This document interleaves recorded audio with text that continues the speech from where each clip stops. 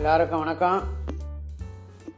இதுதான் சார், நேற்று வந்து ஹெச்எம்டி ஆட்டோமேட்டிக் ரஜத் ஆட்டோமேட்டிக் போட்டேன்ல வீடியோ. இது பாருங்கள், ஹெச்எம்டி ஒயிண்டிங்.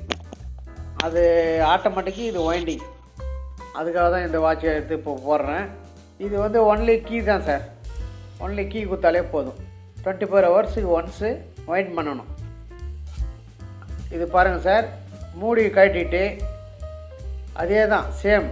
அந்த கீ ஸ்டம்பு பக்கத்தில் உள்ளே போய் இன்சைடு பார்த்தீங்கன்னா ஒரு ஸ்க்ரூ ஒன்று கொடுத்துருவாங்க.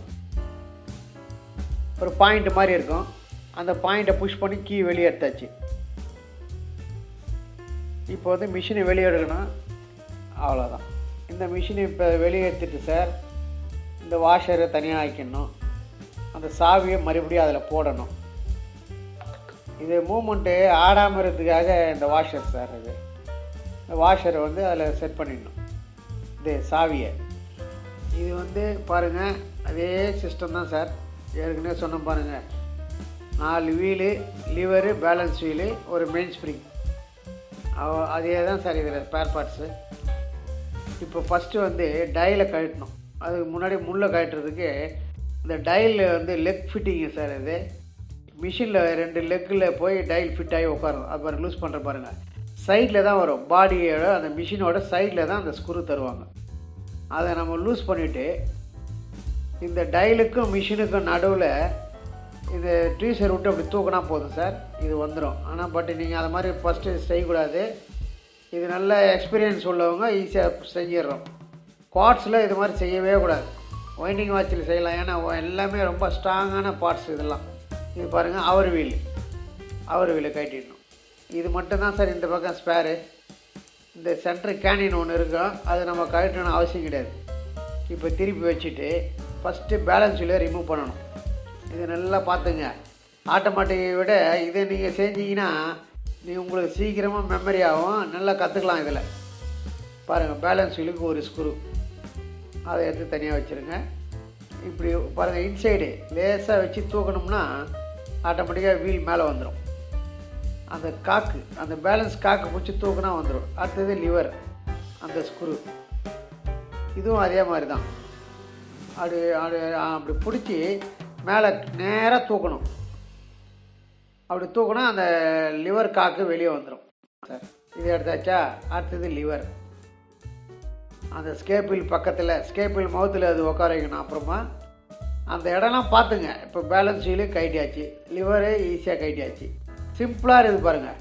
ஹெச்எம்டி ஒயிண்டிங் வாட்சில் உங்களுக்கு பாருங்கள், main spring, 4 wheel, lever, balance wheel, இவ்வளோ தான் ஸ்பேர் பார்ட்ஸ். இது ஏன் தெரியுமா சார் இது மாதிரி வைக்கிறேன்? அதில் அந்த கீருக்கு நடுவில் நான் ஒரு பாயிண்ட் மாதிரி வைக்கிறேன் பாருங்கள். ஹெச்எம்டியில் எப்பவுமே ஆப்போசிட் த்ரெட்டு தான் கழட்டணும். பாருங்கள், டைட் பண்ணுற பொசிஷனில் லூஸ் ஆகும் பாருங்கள் ஸ்க்ரூ. ஏதாச்சும் ஒரு கீருக்கு பக்கத்தில் வச்சோம்னா அந்த வீல் திரும்பாது. இப்போ பாருங்கள், நான் டைட் பண்ணுற பொசிஷனில் கழட்டுறேன், ஆனால் அந்த ஸ்க்ரூ லூஸ் ஆகுது பாருங்கள். பாருங்கள், ஹெச்எம்டியில் மட்டும்தான், நேற்று சொன்ன பாருங்கள் அந்த வீடியோவில், அதே தான் இதுலேயும். ஹெச்எம்டியில் மட்டும்தான் ஆப்போசிட் த்ரெட்டு. அது பேர் வந்து பேரல் கப்பு, அதான் மெயின் ஸ்ப்ரிங்கோட மேல் கப்பு. அது இது ரொம்ப நாள் கைட்டாமல் வச்சுருந்துக்கிறாரு, அதனால தான் இவ்வளோ டைட்டாக இருக்குது.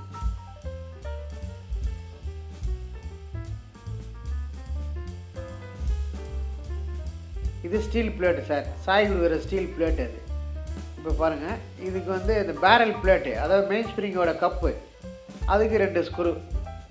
அது லூஸ் பண்ணோன்னா அது தனியாக வந்துடும். அந்த ஸ்க்ரூ எடுத்து வச்சிடணும். ரொம்ப ஈஸியாக குத்துறாங்க பாருங்கள். ஒவ்வொன்றும் ஒவ்வொரு அப்படியே சைட்லேருந்தே அப்படியே செட்டிங். இது ரொம்ப ஹார்டாக இருக்குது, ஏன்னா அவர் வந்து ரொம்ப நாளாக கைட்டாமல் வச்சுருந்துருக்காரு. அதனால் வந்து இப்போ அதை எடுக்கிறதுக்கு கஷ்டமாக இருக்குது. அதனால் கையில் வச்சு தான் எடுக்க முடியுது. இதில் பாருங்கள், அந்த பேரல் வந்து கப்பு அதில் ஒட்டிக்கின்னு வருது பாருங்கள், அந்த அளவுக்கு அதில் போய் ஜாம் ஆகிருக்குது. இப்போ நம்ம ஆசிட் போட்டு ஊற வச்சோம்னா அது தனித்தனியாக வந்துடும். பாருங்கள், 4 வீலுக்கு ஸ்க்ரூ, 2 ஸ்க்ரூ. ஸ்க்ரூ நல்ல பக்காவாக வச்சுக்கிட்டிங்கன்னா இது மாதிரி ஈஸியாக வந்துடும். அவ்வளோதான், 2 ஸ்க்ரூ கைட்டாச்சா. இப்போ இந்த பிளேட்டை அதே மாதிரி மேலேருந்து தூக்கணும். பாருங்கள், தனியாக வந்துச்சு.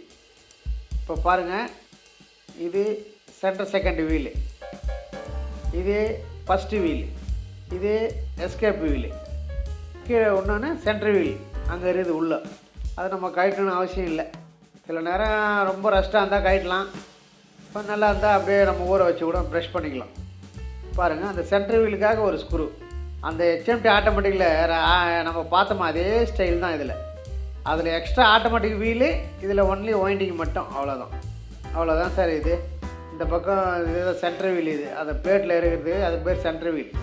முள் இதெல்லாம் எடுத்து அந்த வாஷரு அதெல்லாம் எடுத்து மூடியில் வச்சுட்டு டையில் எடுத்து வச்சு ஓரமாக வச்சிடணும். ஏன்னா அதெல்லாம் நம்ம வந்து மாட்டும் போது க்ளீன் பண்ணிப்போம். பட் இதெல்லாம் வந்து ஆசிட்டில் போட்டு ஊற வைக்கணும், இல்லை லோஷனில் போட்டு ஊற வைக்கணும். அதுக்காக தான் இது வந்து தனியாக வச்சுருக்கிறேன். இப்போ வந்து எடுத்து எல்லாத்தையும் லோஷனில் போடணும். அவ்வளோதான் சார். ஆட்டோமேட்டிக்கு ஒயிண்டிங்கும் எவ்வளோ வித்தியாசம் இருக்குது பாருங்கள். ரொம்ப சிம்பிள் ஒர்க்கு இதில், ரொம்ப கம்மியான வேலை, ஈஸியாக ஞாபகமும் இருக்கும். 4 வீலு, ஒரு மெயின் ஸ்ப்ரிங் பிளேட்டு, ஒரு அதான் மெயின் ஸ்ப்ரிங் கப்பு, அதுக்கு மேலே ஒரு பிளேட்டு, 4 வீலுக்கு மேலே ஒரு பிளேட்டு, லிவர், பேலன்ஸ் வீல், அவ்வளோதான். வேலை முடிஞ்சது பாருங்கள். இதுதான் சார். இது வந்து பேஸ், அடி பேஸ். இது வந்து 4 வீலோட பிளேட்டு. இந்த பேரல் கப்பு ப்ளஸ்ஸு அந்த பேரல் பிளேட்டு, இது பேலன்ஸ் வீல். பேர்லாம் ஞாபகம் வச்சிங்க, அதுக்கு தான் மறுபடியும் சொல்கிறேன். சென்ட்ரு வீல் லாக்கு, இது first wheel, escape wheel, second wheel. Hour wheel போட்டாச்சு. இந்த அவர் வீல் எடுத்து போடணும், அவ்வளோதான். கழட்டினது எல்லாத்தையும் போடணும். ஒரு ஸ்க்ரூ மட்டும் டிஃப்ரெண்ட்டாக இருக்குது பாருங்கள். அந்த ஆர்பர் மேலே போடுறது, அதை மெயின் ஸ்ப்ரிங் கப்பு மேலே வர ஸ்க்ரூ அது. அவ்வளோதான் சார். ரொம்ப கம்மியான பார்ட்ஸு, ஈஸியாக நீங்கள் இந்த வாட்ச் இது மாதிரி இருந்தால் அவசியம் நீங்கள் கழட்டி கற்றுக்கலாம். ஏன்னா உங்களுக்கு நிறைய பொருள் இருந்தால் தான் கன்ஃபியூஸ் ஆகும். இது சிம்பிளாக இருக்கிறதுனால உங்களுக்கு ஈஸியாக ஞாபகம் வரும், எதை எப்படி கழட்டணும்னு சொல்லிட்டு. ஆசிட் ஊற்றணும். இப்போ நல்லா ஊறிச்சின்னா நாளைக்கு போய் வாஷ் பண்ணிவிட்டு அசம்பிள் பண்ணும்போது மறுபடியும் பேர்லாம் சொல்கிறேன், அதை பாருங்கள். எனக்கு இந்த ஒரு வாட்ச் பாருங்கள், ஒரு 10 நிமிஷம் 5 நிமிஷத்தில் கழட்டிடலாம். மாட்டுறதும் ஒரு 20 மினிட்ஸு அப்படி மாட்டிடலாம். நல்லா கவனிங்க, மறுபடியும் பாருங்கள். அந்த வீலுங்க பேர்லாம் ஞாபகம் வச்சிங்க, ஈஸியாக நாம் வந்து பண்ணிடலாம். நாளைக்கு வாஷ் பண்ணிவிட்டு காட்டுறேன்.